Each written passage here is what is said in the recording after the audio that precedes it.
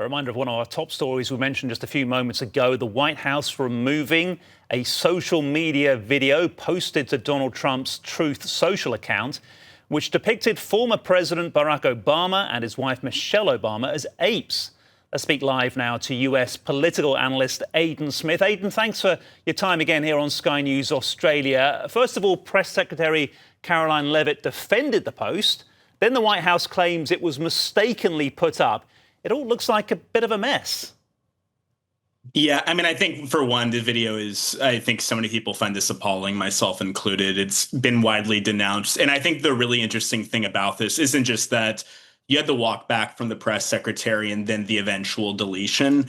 But I think it's interesting, even now that we're in the second Trump term, it's been really unpredictable since 2017, kind of in terms of the president's social media activity, what kind of has juice as far as not only kind of dominating the news cycle as opposed to just being forgotten, but also getting enough outrage that even some Republicans have criticized it.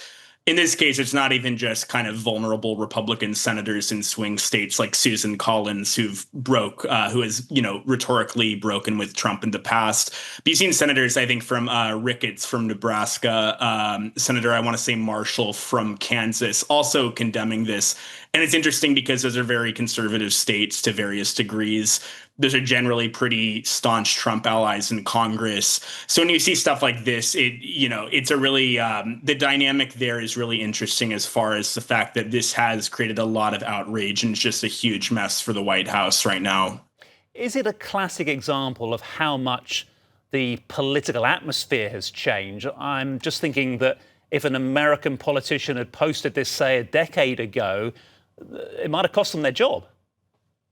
Oh, unquestionably. I mean, I think that if a Congress, if this is 2016, 2014, 2012, if you're kind of a backbench member of Congress and you even accidentally retweeted something like this, at the very least, you would probably, have to put out it would be probably a scandal of the day. It's something that would really dominate the headlines.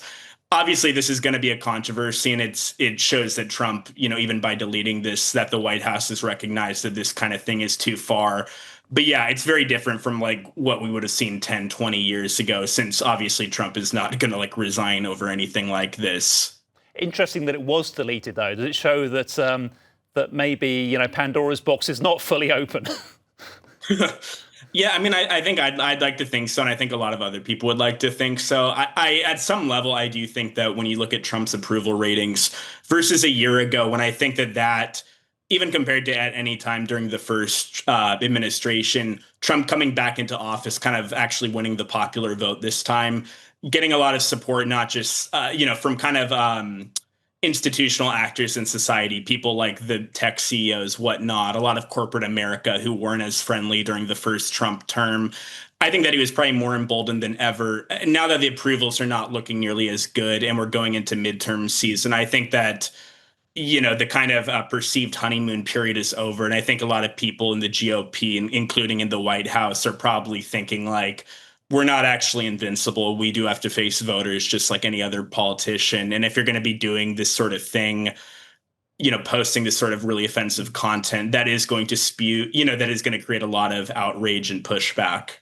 Yeah, and on the flip side, turning globally, those US-Iran talks are interesting, aren't they? And we've got to remind our viewers, of course, many of them will know this, don't need me to remind them, that we had those US attacks on Iranian nuclear facilities as recently as last June. Now diplomatic talks described as a good start by Iran's foreign minister.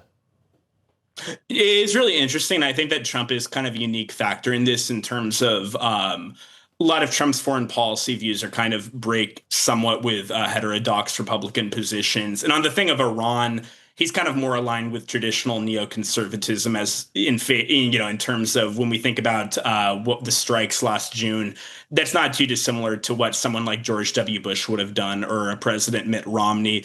But Trump is also someone just for example, when I've been reading about this, it looks like the peace talks are really being pushed by countries like Qatar, Turkey, Egypt, all of which have leaders who, of varying degrees, are one another fairly friendly with the Trump administration specifically, especially Qatar.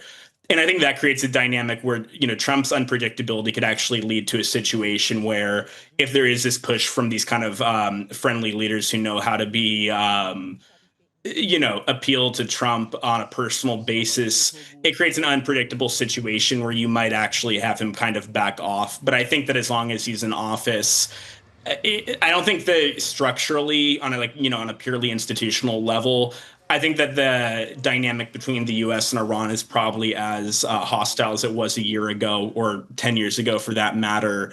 But I do think that this at least is kind of encouraging in the sense that no one wants to see a hot war. No, absolutely. I wonder what some of the protesters in Iran are thinking a bit, though, if suddenly the rhetoric has changed from lay your hands off them. But interesting analysis as always. Aidan Smith, appreciate your time. Thank you.